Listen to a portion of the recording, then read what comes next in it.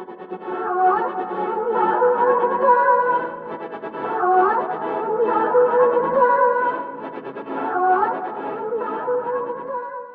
Viewers, நான் உங்கள் ஐஸ்வர்யா தியாகராஜன் பேசுகிறேன். இந்த வீடியோவில் நம்ம என்ன பார்க்க போகிறோன்னா, சேப்பக்கிழங்கு நான் எப்படி நடவு பண்ணிக்கு பார்க்க போகிறோம். ஸோ இந்த சேப்பக்கிழங்கு எனக்கு எங்கேருந்து கிடச்சுன்னா, நம்ம ஹோல்சேல் மார்க்கெட்டு போகும்போது இந்த சேப்பக்கிழங்கு நான் எப்படி தேர்வு செஞ்சேன்னா, கிரீன் கலரில் இருக்கும். இப்போ நம்ம உருளைக்கிழங்கு பார்த்தீங்கன்னா பச்சை கலரில் இருக்கும்ல, அதே போல் சேப்பக்கிழங்கு பார்த்தீங்கன்னா நான் வாங்கின கிழங்குலே கிரீன் கலரில் இருந்துச்சு. ஸோ அந்த கிழங்கா பார்த்து எடுத்து அந்த பச்சை கலர் கிழங்கு கடையில் வாங்கிட்டு வீட்டில் பார்த்தீங்கன்னா ஒரு பாத்திரத்தை வச்சுட்டு டெய்லியும் நான் தண்ணி ஊற்றுவேன். அந்த சேப்பக்கிழங்கு பார்த்தீங்கன்னா ஒரு நோடு வர ஃபார்மேஷன் இருக்கும். அந்த நோடு வர இடத்துல தண்ணி நான் முழுக வைப்பேன். ஏன்னா முழுகும் போது பார்த்தீங்கன்னா அந்த நோடுல இருந்து தான் ரூட்டும் ஃபார்ம் ஆகும். அப்புறமா ஷூட் ஆட்டம் இலை ஃபார்ம் ஆகும். அந்த வீடியோ டீட்டெயிலாக எனக்கு வேணும். பச்சை கிழங்குலேருந்து அந்த ரூட் எப்படி ஃபார்ம் ஆகுது நீங்கள் கேட்டிங்கன்னா தனியாக நான் போஸ்ட் பண்ணுறேன். இப்போதைக்கு பார்த்தீங்கன்னா இந்த கிழங்கு நான் எப்படி தொட்டியில் நான் வச்சேன்னா, இப்போ கத்திரி வெயில் ஆரம்பிக்க போது அந்த சேப்பக்கிழங்கு கண்ணு பார்த்தீங்கன்னா நிலத்துல வச்சேன்னா கண்டிப்பாக கருகிரும். அதனால நான் தொட்டியில் வச்சிருக்கேன். சரி, தொட்டியில் வைக்கும் போது பார்த்தீங்கன்னா என்னோட தொட்டியோட சைஸ் ஒரு செடி அளவு தான் நான் வைக்க முடியும். ஒரு செடினா என்னன்னா ஒரு கண் அளவு தான் வைக்க முடியும். ஏன்னா அந்த தொட்டியோட சைஸ் பார்த்தீங்கன்னா ரொம்ப சின்னது. அதனால பார்த்தீங்கன்னா ஒரு சேப்பக்கிழங்கு கண்ணுக்கு பார்த்தீங்கன்னா ஒரு தொட்டி நடவு பண்ணியிருக்கேன். இப்போ கரண்ட்டாக நீங்கள் பார்க்குறது பார்த்தீங்கன்னா 3 வீக்ஸ் சேப்பக்கிழங்கு எந்த அளவுக்கு வளர்ந்துருக்கு பாருங்கள். ஒரு செடியிலே பார்த்தீங்கன்னா 3-4 இலை விட்டுருக்கு.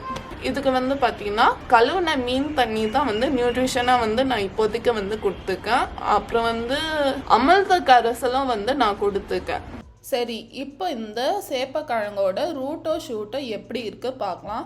இப்போ இந்த ரூட்டு பார்த்தீங்கன்னா சின்ன சின்ன ஹேர்ஸ் வளர்ந்துருக்கும். அந்த ஹேர்ஸ் எல்லாம் என்ன சொல்லுவாங்கன்னா ரைஸும் சொல்லுவாங்க. இப்போ நீங்கள் இந்த பிளான்ட்லெட்டோட ஏஜ் டியூரேஷன் பார்த்தீங்கன்னா இந்த வளர்ந்த பீரியடை பார்த்தீங்கன்னா 2 வீக்ஸ் ஆகிருக்கு.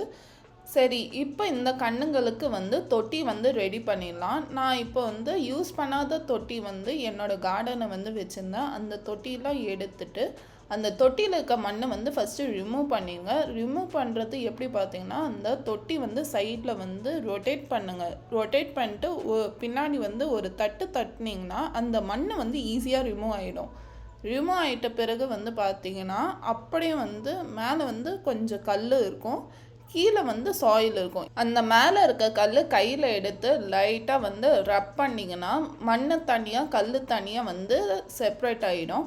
அந்த கல் தொட்டிக்குள்ளே போட்டுருங்க. தொட்டியில் போட்டோன்னா அந்த கல் சமப்படுத்துங்க. தொட்டிக்குள்ளே சமப்படுத்தின பிறகு பார்த்தீங்கன்னா அதே போல் சேம் ப்ராசஸ் தான் மற்ற தொட்டிலையும் பண்ணிடுங்க. தொட்டிக்கு தேவையான ஈரமண் எடுத்துக்கோங்க. அந்த ஈரமான மண் ஃப்ளாட்டான சர்ஃபேஸ் கொட்டிட்டு அது நல்லா ப்ளவ் பண்ணுங்கள். ப்ளவ் பண்ணிட்ட பிறகு பார்த்தீங்கன்னா அந்த மண் தொட்டியில் ஃபில் பண்ணிடலாம். ஃபில் பண்ணும்போது பார்த்தீங்கன்னா உங்களோட 2 கையிலும் அந்த மண் எடுக்கும்போது நல்லா 2 கை உரசும் போது பார்த்தீங்கன்னா கல்லோ இல்லைன்னா பிளாஸ்டிக் ஐட்டம்ஸோ இல்லைன்னா பிளாஸ்டிக் பிட்ஸோ மண்ணுக்குள்ளே இருந்துச்சுன்னா உங்களால் ஃபீல் பண்ண முடியும். அப்படி ஃபீல் பண்ணும்போது நீங்கள் எடுத்து அது செப்ரேட் பண்ணிடலாம் ஈஸியாக.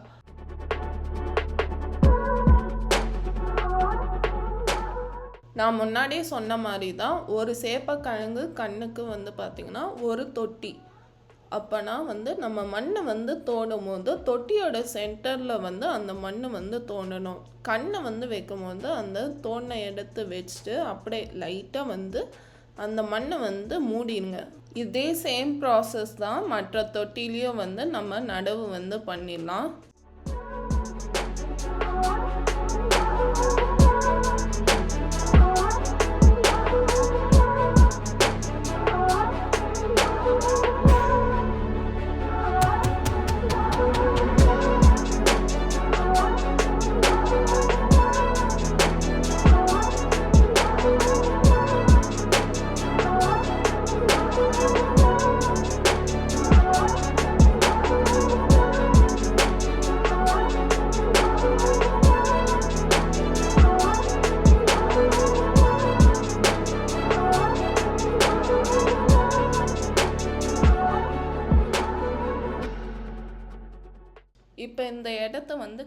பண்ணிவிட்டு தொட்டியை வந்து ஃபஸ்ட்டு வந்து அடக்கிடலாம்.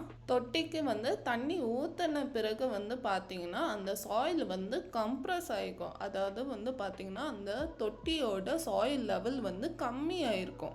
அதுக்கு காம்பன்சேட்டாக என்ன வந்து பண்ணலான்னா, லூஸான சாயில் வந்து கொஞ்சம் வந்து தொட்டி மேலே வந்து தூவி விட்டிங்கன்னா அது வந்து கொஞ்சம் லெவலாக வந்து தெரியும். இது முடித்த பிறகு வந்து பார்த்திங்கன்னா காய்ந்த சருகுகள் வந்து எடுத்து வச்சுக்கோங்க. இது எதுக்காக பார்த்திங்கன்னா தொட்டி மேலே வந்து இந்த காய்ந்த சருகுகள் வந்து போட்டு, இது எதுக்காக வந்து அந்த தொட்டி மேலே காய்ந்த சருகுகள் வந்து போடுறோன்னா, நம்மளுக்கு வந்து 2 பெனிஃபிட் இருக்குது. ஒன்று வந்து பார்த்திங்கன்னா நம்மளோட சன்லைட்டு வந்து டைரெக்டாக வந்து சாயில் மேலே படாது. அப்படி படாத சமயத்து வந்து பார்த்திங்கன்னா சாயிலோட மாய்ஸ்டர் கண்டென்ட் வந்து கம்மியாகாது. ப்ளஸ் வந்து செடியோட வேர் வந்து சீக்கிரமாக வந்து சாயிலை வந்து செட் ஆகிடும். ஸோ இப்படி தான் சேப்பக்கிழங்கு செடி வந்து வளர்க்கணும். இது வந்து எப்படி வளருது நான் பின்னாடி காட்டுறேன். இந்த வீடியோலேருந்து உங்களிடம் விடைபெறுவது உங்கள் Aishwarya Thiagarajan. See you in the next video. Tata.